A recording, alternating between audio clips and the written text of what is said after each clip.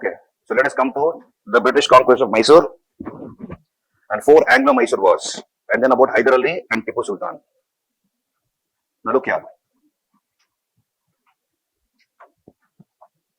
What do you know about Hyder Ali? Anybody? Hyder Ali. Father of Tipu Sultan. Okay. Huh? Okay. One of the commanders of Mysore army. Okay. Then you heard about Hyder Ali, no? Okay. So let us understand about Hyder Ali. Hyder Ali, we don't know his background much. Some say, no, Hyder himself says that his ancestors came from West Asia. Hyder Ali's ancestors came from West Asia, and in one instance, he claims to belong to the Quraysh tribe, to which Prophet Muhammad belonged to. Prophet Muhammad belonged to the Quraysh tribe. So, in one instance, he claims to belong to that tribe, but exactly we don't know. His father was serving in the bamboo rocketry in the army of the Nawab of Karnataka. You have a bamboo rocketry regiment, small one. He was serving there. His father's name was Fat Muhammad. Fat Muhammad, not Fat Muhammad, Fat Muhammad. Now later, this Fat Muhammad joined the Mysore army as a commander, and because of his valor and military achievements and progress, he was given the Jagir of Budikote. So there's a place called Budikote. So he was given as a Jagir. That area was given as a Jagir by the Mysore Wodeyar king. And Hyder Ali was born at Budikote. Okay. So his elder brother, what is his name? Shahbaz. Hyder Ali's elder brother was serving in the Mysore army as a soldier. His father died, Fat Muhammad died. So then he also joined the Mysore army. This is the background of Hyder Ali. Now Hyder Ali slowly, he rose in stature. From an ordinary soldier, he became the commander of the Mysore army. Okay. So you have gradual promotions being given to Hyder Ali, and then he was appointed as the Fauzdar of Dindigal. So in Tamil Nadu, there is a place called Dindigal. He was appointed as the Fauzdar of Dindigal, and there at Dindigal, why you are from Dindigal? Huh? Oh, no, please. That's why I say, please have breakfast and come. Okay. In the midst of the class, you're remembering food. Have breakfast and come. Otherwise, you'll remember food in the class. So now look here. So he was appointed as the Fauzdar of Dindigal. Now, when he was the Fauzdar of Dindigal, you have Hyder Ali along with the French establishing a modern arsenal. Arsenal, where weapons are kept. Modern weapons. So on modern lines, he organized an arsenal. Now, this was the time when Mysore was ruled by Krishnaraja Wodeyar II. He was a dummy. Mysore was under Krishnaraja Wodeyar II. He was the Wodeyar king of Mysore. And he was a puppet in the hands of two people, Nanjaraja and Devaraja. These were two ministers who held all the power in their hands. Devaraja was a Dalwai and the commander-in-chief. And Nanjaraja was a Sarvadikari, prime minister or chief minister, prime minister of the Wodeyars. These two people held all the power in their hands, rendering Krishnaraja Wodeyar II as a mere puppet. Now, because of certain corruption allegations against Devaraja was forced to retire. He was forced to retire. So he retired. Now, the entire power was in the hands of Nanjaraja. Okay. Understand the story. So, where is Hyder serving? From an ordinary soldier, later he has been promoted gradually, and he was appointed as the Fauzdar of Dindigal. Fauzdar of Dindigal in Tamil Nadu. This was the time when the Marathas attacked Mysore. And Nanjaraja called for reinforcements. He had to defend Mysore.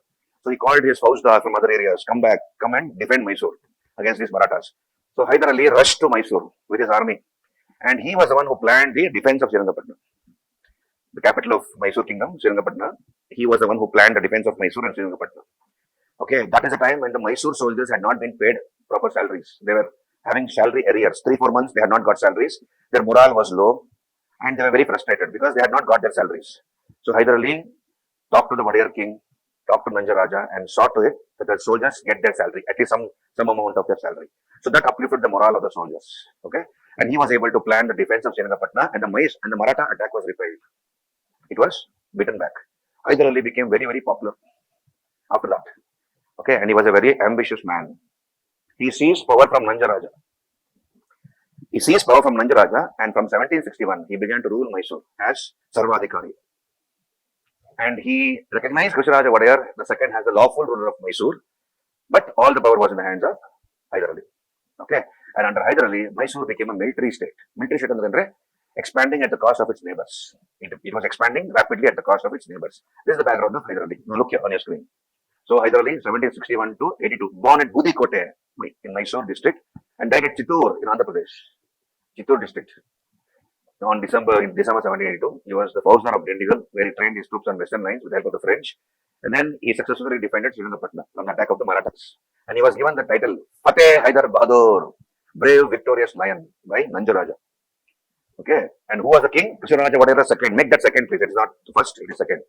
Krisharaja Wodeyar II. You have to make Krisharaja Wodeyar. This is Hyder Ali.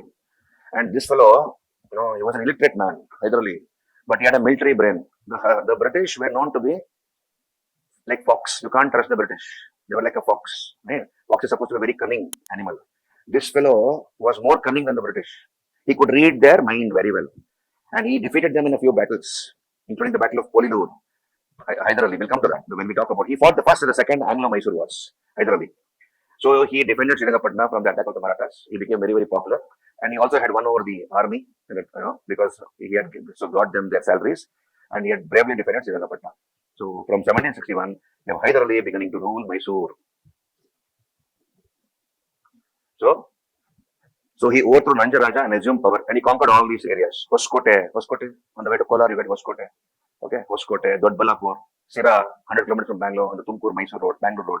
Bednu, now called Hydernagar, Kurg, Malabar, Bellary, Goti, Kadapa, and the petty Wodeyar chieftains. He fought the first and the second Anglo-Mysore wars. But then he was defeated by Peshwa Madhavrao. In 1764, 1766, 1771, Hyder Ali was defeated by Peshwa Madhavrao. Then Hyder Ali died during the course of the second war. During the second Anglo-Mysore war, Hyder Ali was already suffering from cancer. And when the war was going on, second Mysore war was going on, Hyder Ali died in somewhere in Chittoor district. The death of Hyder Ali was kept a secret because you might have rebellions on various chieftains and zamindars might rebel. The war was continued by his illustrious son Tipu, and who brought the second Anglo-Mysore war to a conclusion. But it signed the treaty of Mangalore. We'll come to that. Okay. So this is about Hyder Ali. So Hyder Ali died in 1782 during the course of the second war, and then his son became the ruler of Mysore. Hyder Ali never called himself as Sultan. Sultan is king.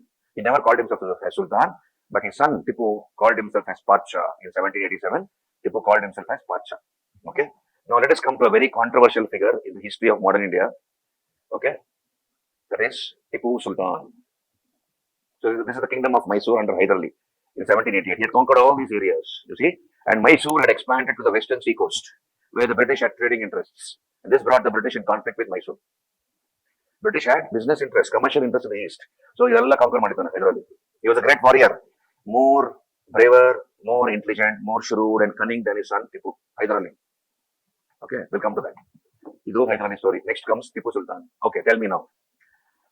I have a lot of things to tell you about Tipu Sultan, but whatever you know, tell me. I have extensive material on Tipu Sultan from various sources. Okay, an underground tunnel. Underground tunnel. Okay, Suranga Marga. Hey, one more thing I forgot to tell you. People who are not from this country, this state, Karnataka. This country under Karnataka. See, we have you heard about Onake Obawa? Who is from Karnataka here? Who is not from Karnataka? 1, 2, 3, 4. Okay. So, there is this fascinating story of a lady called Obawa. There's one city on the Bangalore-Bombay highway called Chitradurga. 200 kilometers from Bangalore, you have a town called Chitradurga, and there's a fort there. Okay. You have a Desai ruling there. The king was called Desai. Chitradurga, the Desai. So he was ruling Chitradurga. It was supposed to be an impregnable fort. Very difficult to conquer that fort. And Hyder Ali surrounded that fort. Okay, Hyder Ali and his army surrounded that fort. And he tried to conquer that fort. But every time he could try to conquer that fort, his attack was repelled by the Chitradurga army under their king, the Desai. So he got frustrated. Then somebody came and told Hyder Ali, sir, there is a underground tunnel. There is a secret passage into the fort. Underground secret passage is there. And if you are able to access that sort of a tunnel, your army can enter the fort.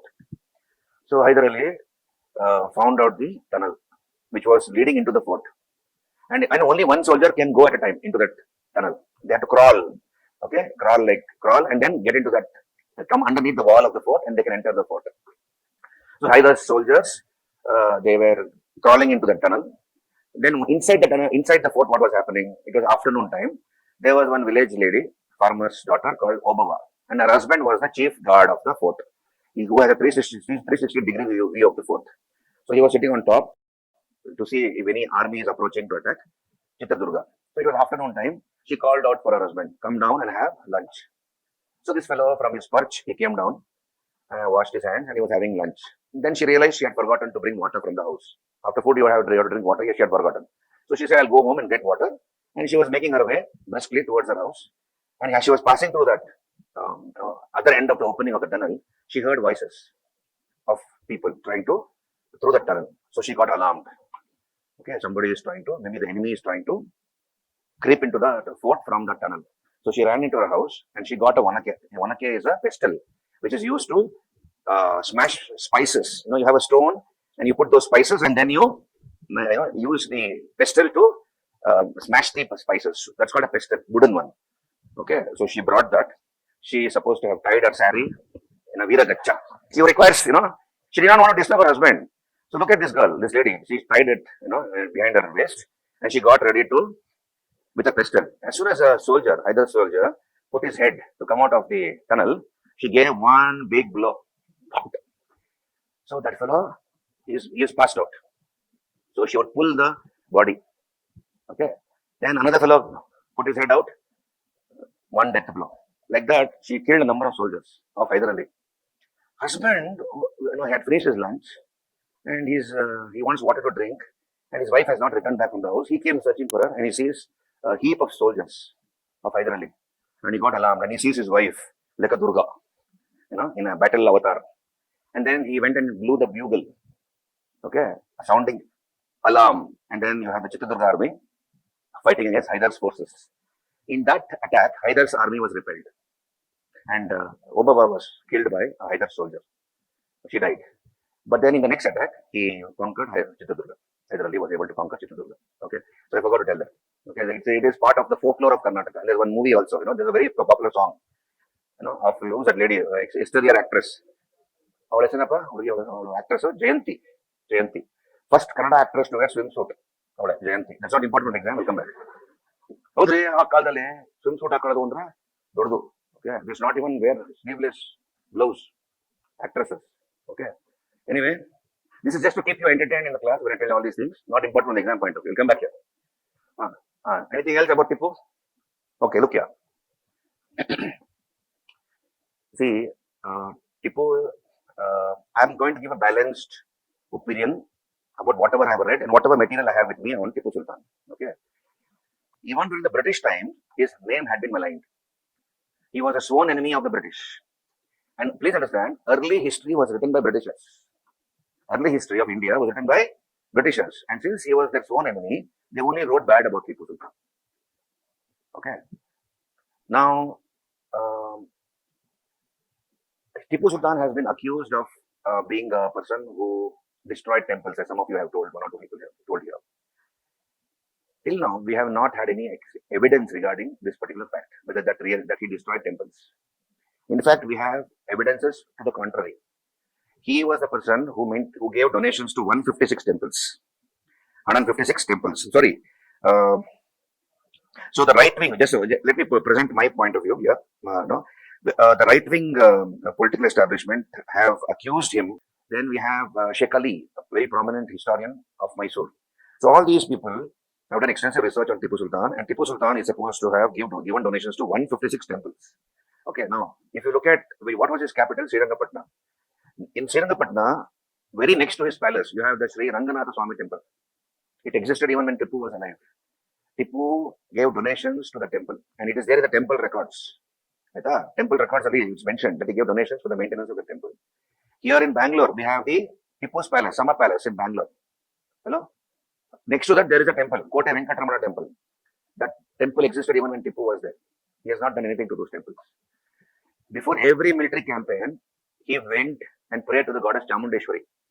Personally, he went and prayed to that goddess on top of the hill in Mysore that he win the battle. Okay. Sometime in the 1770s, Tipu, you have the Marathas who attacked the Sringeri Sharda temple. They attacked and plundered the Sringeri Sharda temple. They were Hindus, the Marathas. They plundered the temple and they damaged the idol of Sringeri Sharda. The Shankaracharya of the Sringeri Mutt writes a letter to Tipu stating that the Marathas attacked my temple and have damaged the idol of the goddess. And money be furnished, money be donated so that he can get the temple restored and repaired and a new idol be installed. Tipu has made generous donations to the Sringeri Sharda temple, and with that money, the temple was restored and repaired. And the Muguti, that is the nose stud of that goddess, even now, was the one donated by Tipu Sultan. Okay. Then on his coins, you have on the coins, on the gold and silver coins issued by his father, Hyder Ali, we have the images of Shiva and Parvati. Whereas on the coins of Tipu Sultan, we have the images of Udupi Krishna and Sringeri Sharda. Right? Now, most of the soldiers in his army were Hindus. Please understand that. The population were Hindus. Mysore Kingdom was not majority Muslims. Majority were Hindus, even during those days, even now. And a sizable section of his army had Hindus as soldiers. So the question is, he is the ruler of Mysore. Okay, how could he have done that? And how would the soldiers and ministers allow that to happen? Because most of his ministers were all Hindus, including Diwan Purnaya, who was his finance minister. Okay, Tipu is the person who introduced modern industries in his kingdom. You have a town called Channapatna. Channapatna on the Bangalore-Mysore highway. What is it famous for? Huh? Toys. You know who introduced that? This man, Tipu Sultan. It's called lacquerware. He brought experts from Persia, Iran, and introduced lacquerware or the Channapatna toys made famous by Tipu Sultan. He was the one who introduced it. He introduced sericulture in Mysore. Silk industry in Mysore. He was responsible for that. He got French experts and introduced watchmaking factory in Mysore. Then also bangle making factories. And also the strings used for musical instruments. They were all manufactured during his time under the encouragement given by the Sultan. There's another story about, which is a true story. I'll tell you about that. Tipu is the person, he had an elephant. Okay. That was his war elephant. And it is favorite elephant, young young and strong. And whenever he wanted to go for a ride in the city, he would sit on that elephant and go for a ride. Suddenly one day, that elephant became blind. It was not able to see. Hakims were called, doctors were called, and they gave treatment to the elephant. Ayurvedic, Unani medicines were administered. The eyesight of the elephant was not restored. So there was a Hindu, among the many Hindu ministers in his court, there was a Hindu minister. He told Tipu Sultan, sir, there's a town called Nanjanguru, and there is a Shiva temple there, Sri Kanteshwara temple. Okay. So this is the temple. This was a temple built by the Cholas. Okay, even now it exists. 30 kilometers from Mysore, on the Mysore-Ooty road, you have a town called Nanjanguru, Sri Kanteshwara temple. So that minister told Tipu, this Shiva idol here, the Shiva Linga is very powerful here, sir. You go and make a vow. Take a vow there and ask the god that if his elephant's eyesight are restored, you will give something to the god. So taking this advice seriously, he goes to this temple, he enters the Garbhagriha, Tipu Sultan, and then he takes a vow before the Shiva Linga, stating that if his elephant's eyesight is restored, he will give donations, generous donations to this temple. But Tipu was also a very smart fellow. Shiva might take a long time. So he gave a time period. He fixed a time period. 40 days. In 40 days, if my elephant regains its eyesight, I will give this much donation. And I will also install a Shiva Linga of green emerald stone. Elephant is left there in the temple premises. The menu went from the palace. King's elephant, whatever it wants to eat. And then you have people looking after the elephant. And what was the treatment there? Every day, after the Abhisheka, the Maha Abhisheka in the morning and evening, the water of the Abhisheka was smeared on the elephant's eyes. It was applied on the elephant's eyes. That was the only treatment. And every day the report would go to the Sultan, who had his capital at Srinagar. And he was keeping a track of the elephant's progress. So 1 day over, 1 week over, 10 days, 20 days, 1 month, no improvement. He was waiting for 40 days, 35 days, 39th day, no improvement. 40th day, morning, after the Abhisheka water was applied on the elephant's eyes, miraculously, the elephant regained its eyesight. Okay. And the Sultan was informed. Sir, Kanban put his elephant there. Huda! That fellow made a dash on his horse. Okay. And then he went and verified whether really that had happened. And indeed, the elephant's eyesight had been restored. And Shiva had proved his, reality there. So true to the promise he had made, he enters the temple, he bows down before that Shivalinga, and he gave donations to the temple as he had promised. Even now it is there, the donations made by Tipu Sultan. And then he installed a linga inside the temple. That is a linga. It's called Pachalinga. Even now, if you go to the Nanjanur temple, you see that linga. And this is whatever story I have told you, it is documented in the temple records. Nobody can dispute that. And he gave a title to this god, Hakim Nanjunda, Dr. Nanjunda. He called him as Hakim Nanjunda. So these are some of the stories, and then he is the only ruler of Karnataka, 18th century ruler of Karnataka, for whom we have Lavanies, folk songs, praising his deeds. Now, why is there so much of phobic material about Tipu Sultan? Phobic material which will create fear amongst the people. Now, when I did Vijayanagara, chapter in medieval India, I have told you this. Early history of India was written by Britishers. Okay. Early history of India was written by Britishers. Now, when we have the famous Talikota War, hello, all of you, Talikota War, 5 Muslim kingdoms joined together and defeated Vijayanagara.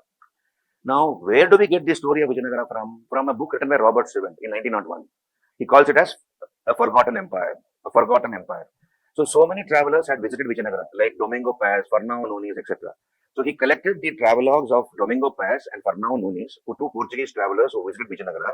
He translated that Portuguese travelogue into English, and he presented a book called A Forgotten Empire. In that book, Robert Sewell, a British historian, accuses he says that it was the Bahmani Sultans who razed Vijayanagara to its ground. They destroyed the temples of Vijayanagara. Latest research proves otherwise. You look here. Of course, when you have 2 kings fighting a war, whoever wins will engage in loot and plunder. For example, we have the great Cholas, Imperial Cholas, Rajaraja Rajendra Chola. They conquered Sri Lanka. They plundered Southeast Asia, and they conquered Southeast Asia also. All sorts of atrocities were committed by the Cholas on the people of Sri Lanka. Okay, we have the capital of Sri Lanka, Anuradhapura. It was burned down by the Cholas. Okay, and then they built a new capital called Polonnaruwa. And all sorts of atrocities was committed on the people, including the women of Sri Lanka, by the Chola army. Similarly, whenever there was a war between the Bahmani Sultans and Vijayanagara, whoever won committed atrocities on their adversaries. If the Vijayanagara kings won, they committed loot, plunder, and rapine on the Bahmani people, and vice versa. This was a norm in medieval times. The Yuddha Niti, the rules of war, were different in medieval times when compared to modern era. You understand? So you cannot apply medieval rules of war to modern times and weigh a personality who ruled in early modern times. Okay, rules of war varied. Now, regarding he committing atrocities on the people of Coorg and Mangalore, it is 100% right. There is no disputation regarding that. People of Coorg and Mangalore hate Tipu Sultan. But what can we say? What can we say regarding the defense of Tipu Sultan? Why did he do only whatever he did to the people of Coorg and North Mangalore? The reason being, the people of Mangalore, the ruler of Coorg, and the people of Mangalore, the Christians particularly, they were supporting the British, his own enemies. So he wanted to teach a lesson to the people of Coorg and Mangalore. That's why we see forcible conversions being done in Coorg and Mangalore by Tipu Sultan. Okay, so that was the reason why he did that. Now, Tipu is the person who fought. And there's one more thing. See, have you seen the movie Sholay? Old movie. Okay. 50 कोस दूर जब बच्चा रोता है तो माँ बोलती है सो जा बच्चा नहीं तो गब्बर आ जाएगा. आता था 50 kilometers far away, when the baby is crying, the mother is trying to make the baby sleep, stating that please sleep, otherwise Gabbar will come. There's a dacoit in the movie called Gabbar Singh. Now, why did I remember this dialogue of Sholay? Because that is the type of fear Tipu had created amongst the British. We have a separate army established by the British in Scotland. The name of this army was 75 Highlanders. This was consisting of only Scots, and most of the soldiers who fought against Tipu Sultan were Scottish. Among them, we have Sir Hector Munro, Bailey, Bitson, Fraser, Gordon, Dunlop. So, a separate army called 75 Highlanders was raised in Scotland and sent to India to fight specifically Tipu Sultan. Okay, and in Scotland, very interestingly, Tipu Sultan is cherished and commemorated in song, dance, drama, opera, in novel, and in paintings. And whatever dialogue I told you just now about a mother, scaring the baby that Gabbar will come, you better sleep. I believe in Scotland and England, mothers used to tell their babies, you better sleep, otherwise Tipu will come. This is documented, right? Glasgow, Edinburgh, etc. Was a person who knew many languages. He fluently spoke English, French, Sanskrit, Persian, Arabic, Telugu, Tamil, fluently. And when he was killed, there were more than 2,000 books in his personal library. These books of Tipu Sultan were taken to the various libraries of England, including Glasgow and Edinburgh. Glasgow and Edinburgh, right? Um, so one more regiment was raised to defeat Tipu Sultan, the regiment Da Muron, raised in Switzerland in 1781, specifically to fight against Tipu and Mysore. So you can understand the type of fear he had created amongst the British, right? Um, Unfortunately, and he also wrote a number of letters to the Nizam and the Marathas. Hyder Ali and Tipu Sultan viewed the British with suspicion. They wanted to throw them out of India. And they wanted the support of the Nizam of Hyderabad and the Marathas. Unfortunately, these two fellows, Nizam and the Marathas, joined with the British against Mysore, against Tipu and Hyder Ali.